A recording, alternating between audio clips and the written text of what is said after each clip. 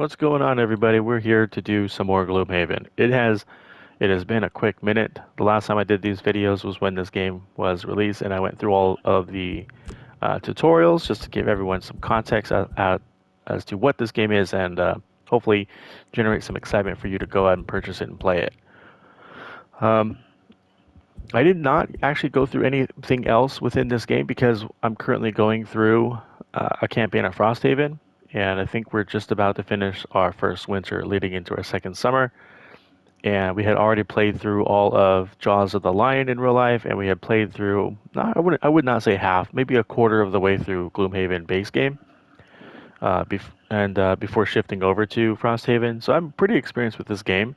Definitely not an expert in many ways, um, but I'm not a noob. Let's put it that way. So we should be able to have some fun and learn things along the way.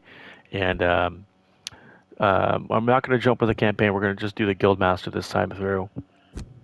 And this will be quite a big journey because I was looking at PSN trophies, and only two people have gotten 100% in this game in terms of trophies for this and the Jaws of the Lion expansion. So it's just two. It's kind of crazy. So it's a lengthy, it is just a lengthy experience. I don't think I would call it a grind though. But we are going to name this guild the Geekplay, just so it's easy for me to remember what I'm doing here. Um, we're going to start off on easy just to get us going. We'll do shared gold because it's just easier to manage gold that way. Yeah, that's fine. Advantage and disadvantage. Can't roll into a null modifier with advantage. Oh, that's not what I'm used to. This is a little bit, oh man, I imagine this is going to be a little bit more punishing, but this is what I'm used to. This feels like cheating. I'm not going to lie, it feels like cheating. We'll do that. Center of hex, that's, yep. Yep. What's the variant? Spawn monsters. Oh, I see. Yeah, we don't want to spawn. This is so that you can spawn monsters, kill them yourself, or yeah, I can imagine that was a way to cheat on getting some extra gold. So we're not going to do that. Um, I don't think we're okay. We're most likely not going to do the solo scenarios, but I'm interested on what those items are. Maybe those are items that we can purchase. They could. Oh wait, hold on. 17 punishing scenarios with 17 items. So that leads me to believe that the items are the reward for the scenarios. So we'll leave that alone, but we will enable the DLC just so that we can get the enemies, bosses, road events, items, battle goals, and even the mercenaries, because I do want to play with that red dude over there. We're going to do the story intro. We don't need to play the tutorial here. It's a very similar summarize experience to the tutorial that's in the main game, so we don't need to do any of that.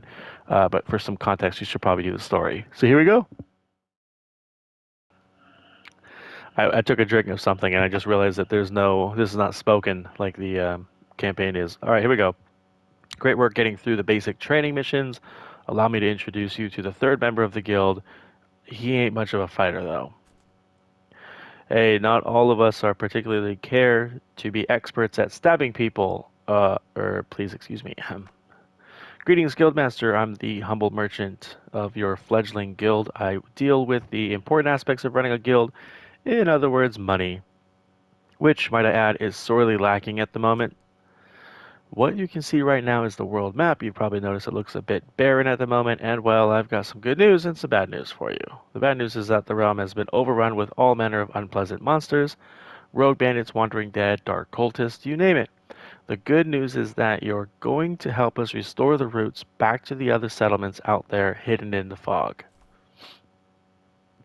Before we can do anything about that, however, we'll need to get some mercenaries on the guild roster. Let's start with actually recruiting the poor old brute who's gotten himself into a spot of bother again. Um, how do I do that? Oh, I see. We have to go here. Now I understand. It's a mission. So we're going to be facing against some living bones, and you can see the reward is that class, which represents the brute. It says, "I am brute." I appreciate puns.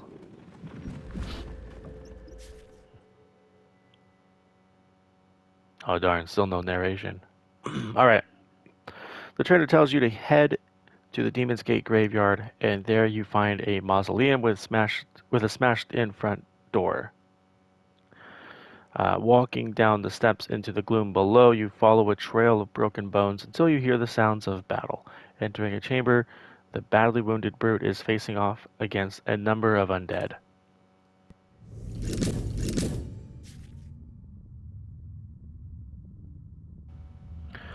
Let's begin looking more closely at what each individual character can do in this scenario. The brute has to.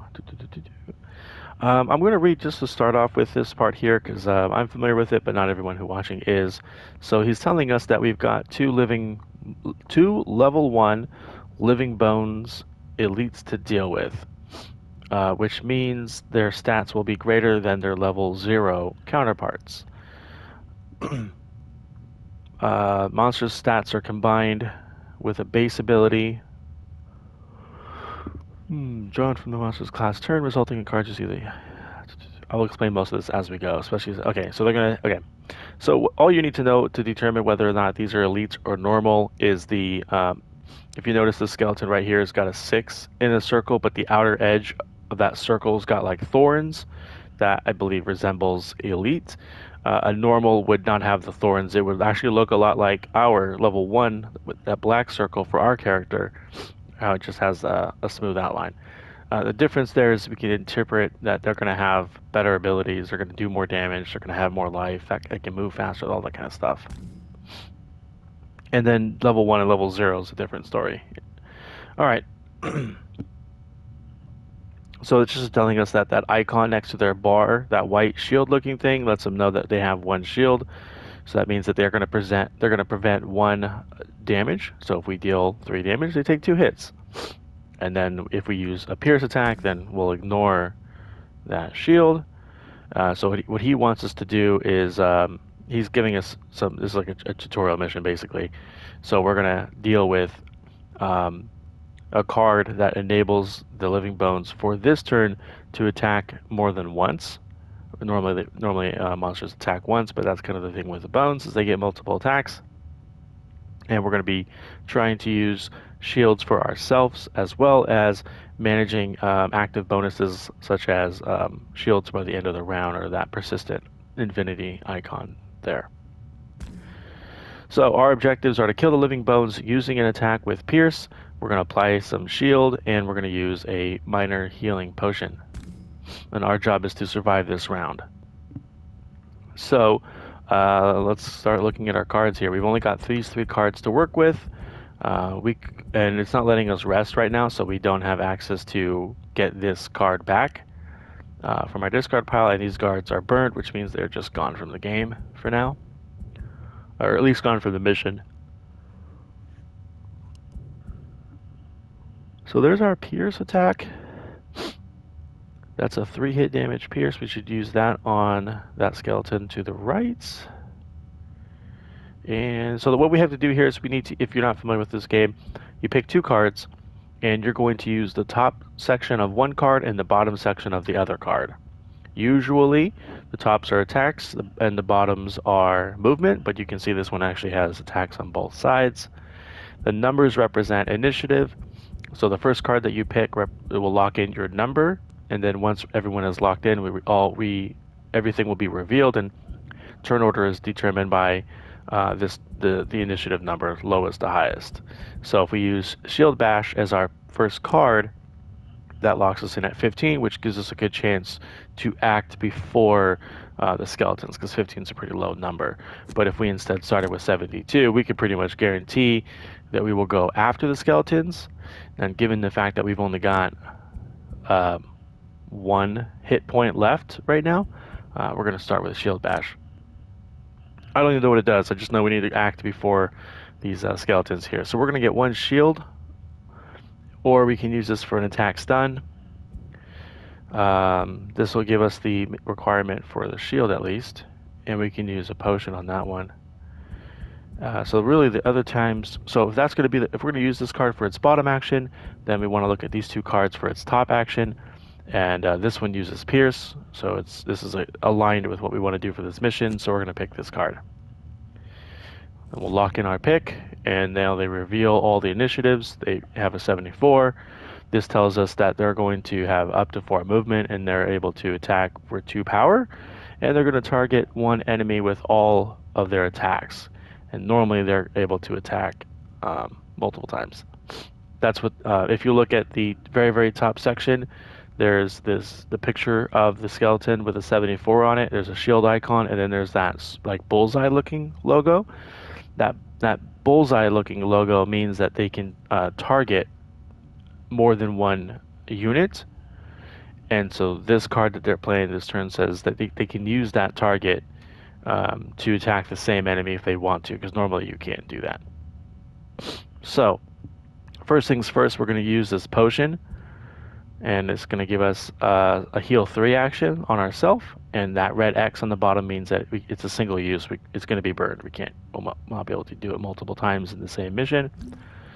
And it tells us who do we want to use it on. We're going to use it on ourselves. So we are going to confirm.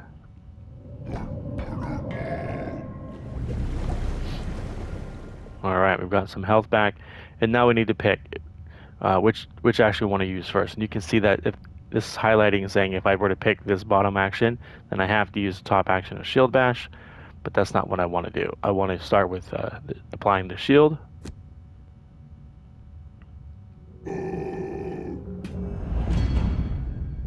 Now we have a shield,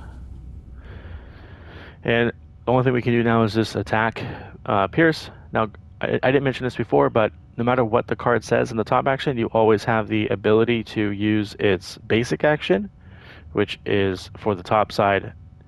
You can ignore everything and do, oh my gosh, I can't do it. There we go. A basic attack 2, and likewise for the bottom section, you can just ignore the entire text and just do a basic move 2.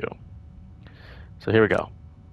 We're going to start with this guy because we're going to ignore 2 shield and 3 attack should kill him. The only thing that we don't know right now is the randomization in this game is we have something called an attack modifier. And it's a small, imagine it as a small deck of cards that's unique for our character. So once we commit what we want to attack, imagine yourself flipping over that card, and if it says, +1, -1, you just apply whatever that number is to the damage potential that you're trying to deal. So here we go. So we're doing 3 potential damage to this guy. So we select him, confirm. We drew a +0, so we did 3 hits because we got to ignore his shield. And now we just need to survive, which is what we're going to do because our turn is done. We cannot do anything else.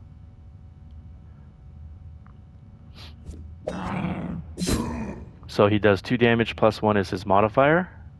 We are allowed to use our shield, which will allow us to gain an extra, to prevent an extra damage. So we're going to go ahead and use that now. It doesn't really matter how much damage we're being dealt. It's always just going to give us take 1 damage away from it. So there's no reason why we wouldn't use it now. And then we have a choice here. Every time you take damage, you have a choice. You can just take the damage as it is. Or this says here you can burn 1 available card.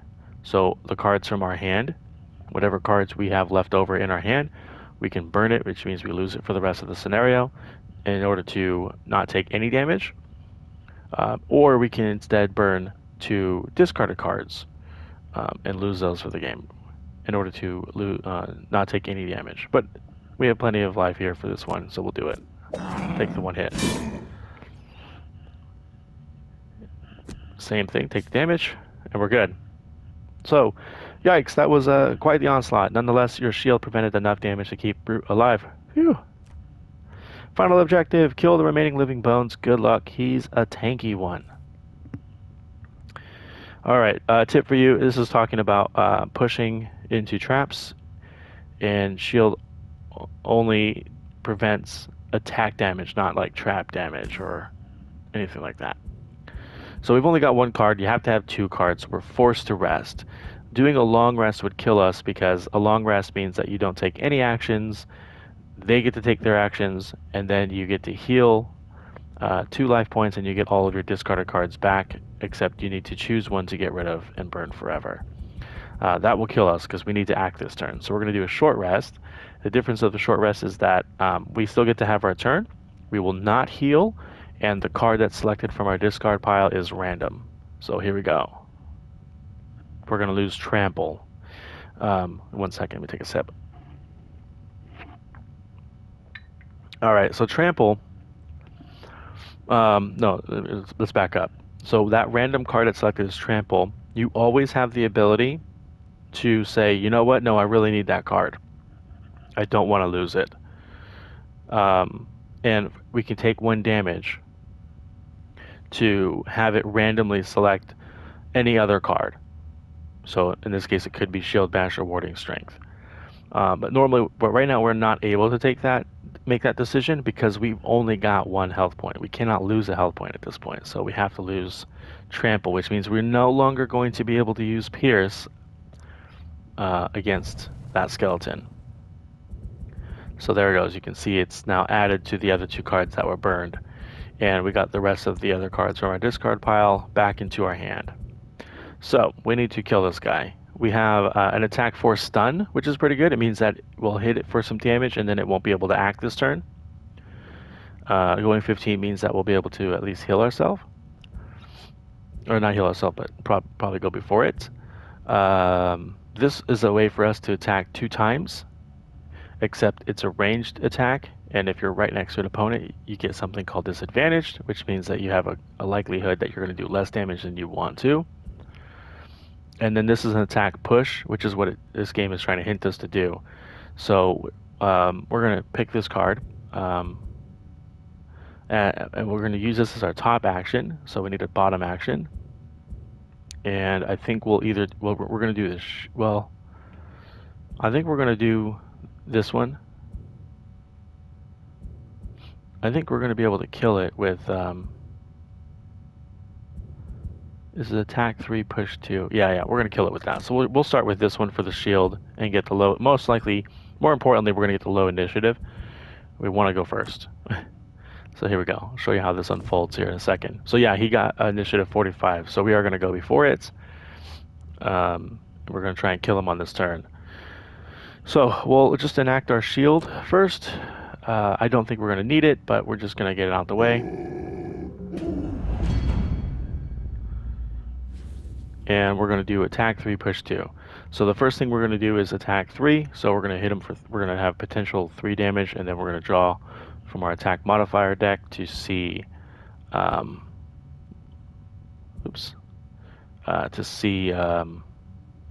if we do more or less damage minus a shield. There we go. We pick him, confirm, 2 potential damage. We drew a 0, so we hit him for 2. And now we do a push 2, so we're going to push him here and here. We don't have to do all 2 movements, push, movement, distance. And push doesn't have to go back in a straight line. It just has to increase the distance between you and it. So this would be a push. This could be a push 1, and then we could push him over here, for example, as long as the total distance between him and us is increasing. But we want him to do this because we're going to push him right into these traps, and we're going to confirm that push. Now, it happened really fast, but he triggered this trap, and then he triggered this trap. This trap did not kill him. It does, I think it did 3 damage to him. So he had 1 life point left, and so then he continued to push to here, and then that did kill him, and then he died there. If, for example, he would have died here instead, that second push would not have taken effect, and he would have died here and dropped his loot there. So here we go. We're done with the mission. We did a great job. Woohoo, we're victorious! We saved the brute yet again. I hear he's decided that adventuring alone is not working out for him, so he's agreed to be the first mercenary in your guild.